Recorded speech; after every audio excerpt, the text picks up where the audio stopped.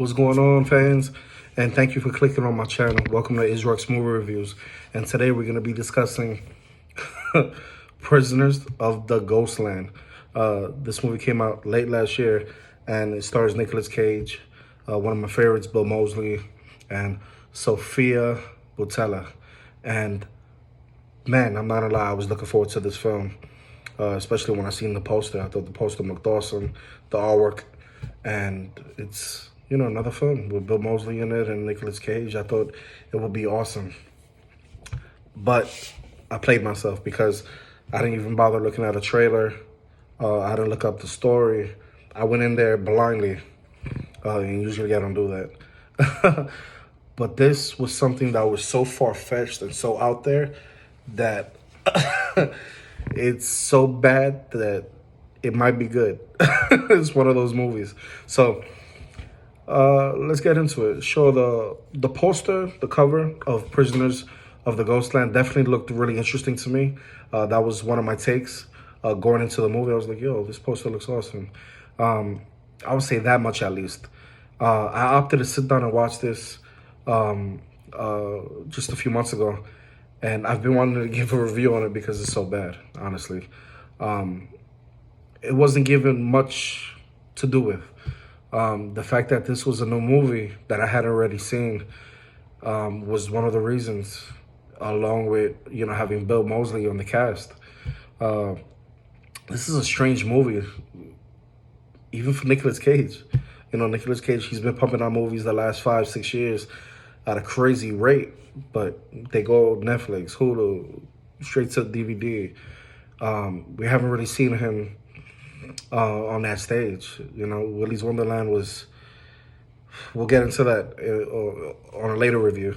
But I found the storyline in this Prisoners of a Ghostland pretty horrible. You know, this is written by Aaron Hendry and Reza Sixo Safai. This movie was very odd and bizarre. Let's just start off there. It was so far out there that the movie suffered from a lot, you know. As it grew annoyingly and I was getting frustrated, it was tough to sit through, honestly. I haven't felt like that in a long time. As most of the things made little to no sense. It's wacky. You just don't really get involved. You just don't get it. The acting in the movie was to be as expected. I wish that Bill Moseley would have been more involved in the movie, given more screen time, because he was, hands down, the best thing about the movie, for sure.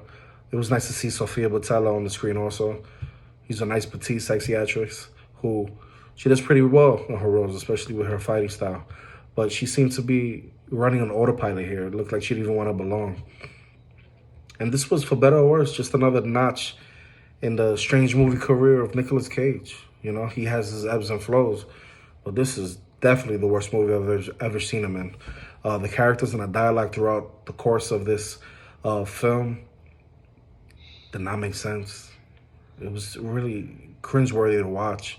But as it happened to be, that I was the, you know, I wasn't the target audience for this film.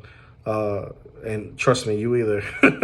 And I can't claim to have found so much.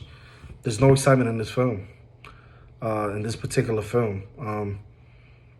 To be honest with you, I can't say I enjoyed it. And trust me, I never sat down in a movie and tried to like it as much as I wanted to like this film. You can tell they had interesting ideas that didn't manifest in the script, didn't manifest behind that camera. This was atrocious. My rating of Prisoners of Ghostland, I'm gonna be generous, man, and give it a 2 out of 10. Yeah. Don't watch this movie. And if you do, keep in mind, you're either gonna fall asleep, you're gonna leave frustrated, you're gonna want to throw something at the TV. You probably won't want to sit down and watch anything ever again, seriously. But that's the review on Prisoners of Ghostland. If you liked this review, hit that like button, hit that notification bell. If you want more content from me, you gotta do is subscribe to the next one. Peace.